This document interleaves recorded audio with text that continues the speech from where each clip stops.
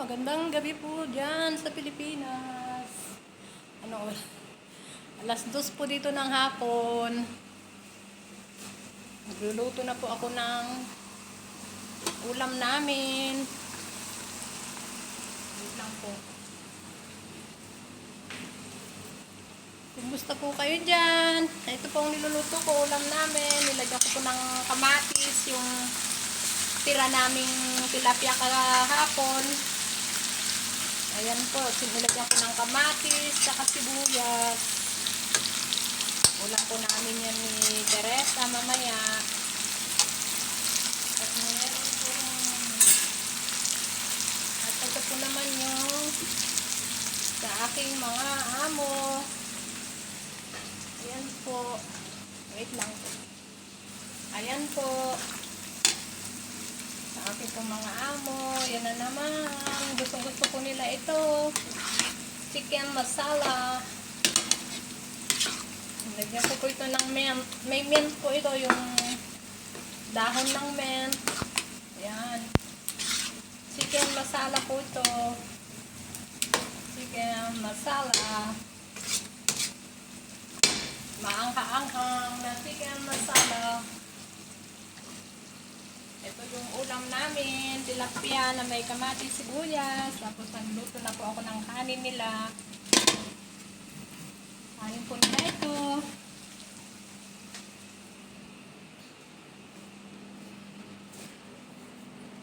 Magandang gabi po dyan at magandang hapon po dito. Sana ay nasa mabuti po tayong lahat na kalagayan.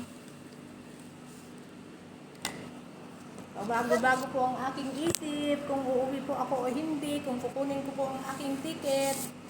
Pero namimiss ko po ang aking mga kapatid, aking kuya, mga apo, mga pamangkin. Ang pera ay madaling maubos, kaya bahala na po.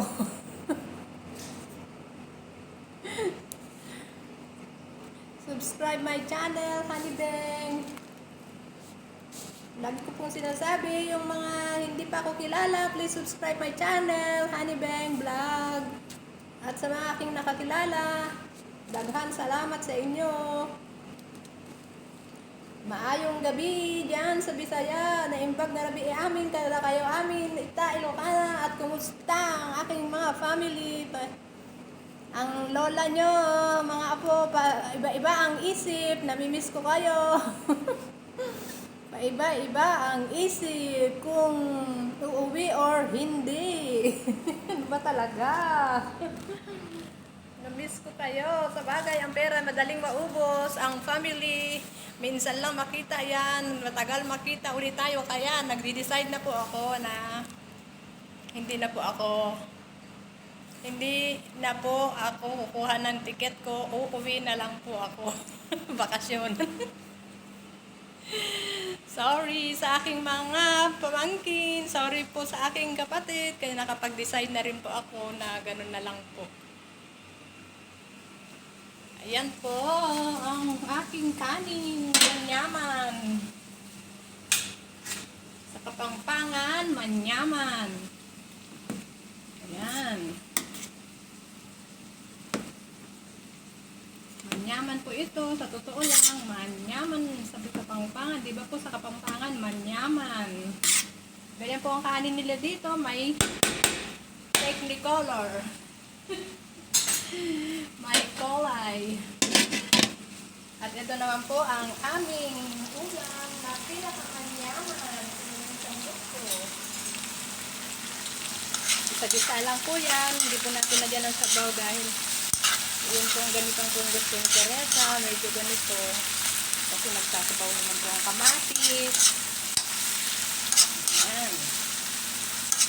Ay, lagyan ko pala ng sili. Nakalimutan ko ng sili.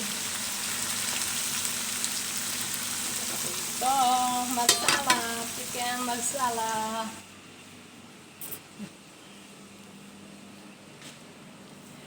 Subscribe po my channel. Paulit-ulit kong sinasabi, please subscribe my channel, Honeybang Vlog. At maraming salamat sa inyong mga nag-subscribe sa akin. Bibigyan ko kayo ng hug. Ay, masayawan ko na lang po kasi. Paro G. Pa- kahit, kahit, kahit pagod si Lola Beng, sige lang. Sige lang, sige lang, sige lang.